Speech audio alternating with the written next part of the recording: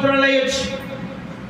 ఏడుస్తూ ఉపవాసం ఉండి ఏం చేస్తున్నాక ప్రార్థన చేస్తున్నాడు. చెప్పున్నాడు నీకు సహాయం చేస్తాడు. ఎట్టి శ్రమలో ఉన్న నా దేవుడిని కాపాడతాడు.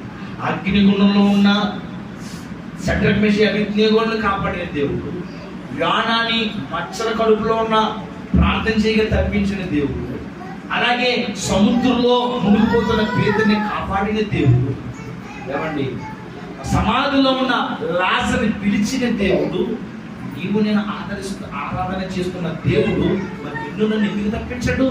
తప్పించాలంటే ఆయన మీద నువ్వు ఆధారపడుతున్నావు. ఆయన నాకు సహాయం చేస్తాడు. ఆయన నా ఎట్టి సమస్యల నుండి నన్ను తప్పిస్తాడు. ఎట్టి శ్రమల నుండి నన్ను ఆదరించడానికి శక్తిమంతుడు.